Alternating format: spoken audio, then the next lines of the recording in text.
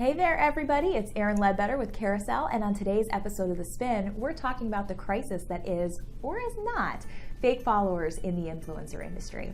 I'm going to break down for you today why the tools that are coming out asking you to spend money to make sure that you don't have fake followers in an influencer campaign aren't worth your time, aren't giving you data that's helpful, and in the end, who really cares if your influencer bought followers? Yes, I said it. Stick to the end because that's something we need to talk about. But first, let's talk about why these tools aren't going to save you time. If you're really vetting influencers the way you should be, you're putting eyes on every single one of those influencer profiles that you're looking to use, and you're looking at the content and the engagement.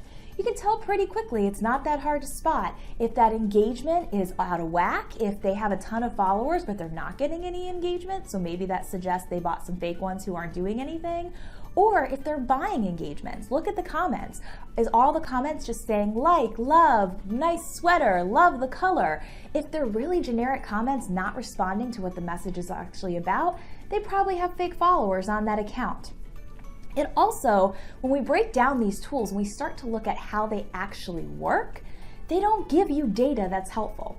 Let me give you an example. We have a particular influencer who actually converted, drove real conversions that we could track back to sales and signups on a client's e-commerce site, proving that this influencer was actually driving real people. It was one of our top performing influencers across multiple campaigns.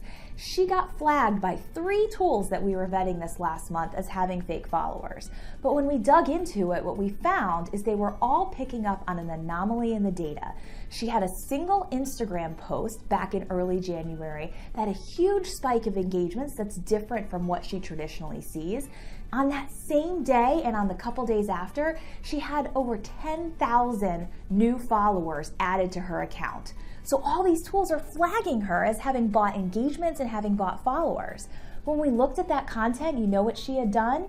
She had used a series of trending hashtags all around the Marie Kondo way of organizing. Guess what? Those are trending hashtags. She happens to be someone who already has a large following, so Instagram is boosting her content naturally in the discovery feed for keywords that people are searching regularly during that time. You know what that is? That's not an influencer who bought fake followers. That's an influencer who's doing smart, strategic things to grow their own brand and grow their following, just like we recommend brands to do every day. And finally, to the question I told you I would answer, who cares if an influencer bought followers? Now, fake followers is one thing. If they're going and they're paying $10 to grow thousands and thousands of followers from a like farm across the other side of the world, that's a problem. But here's the thing.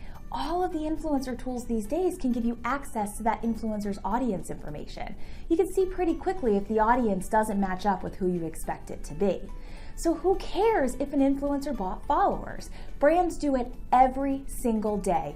You're already investing to grow your social accounts. You're investing to promote your content and drive engagements or clicks and activity around that content.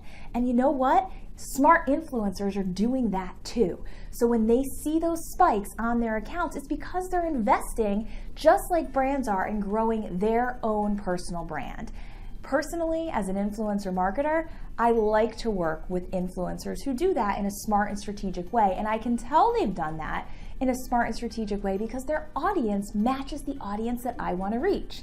And at the end of the day, that's one of the reasons I'm working with them anyway, because I want to get to their audience. I want to borrow the audience that they have invested time and money in building. So seriously, who cares if they bought followers? There are plenty of other ways to figure out if their following matches who I want to see or not. These tools that are simply flagging anomalies, not worth the investment. That's all for today on The Spin. This is Erin Ledbetter with Carusele.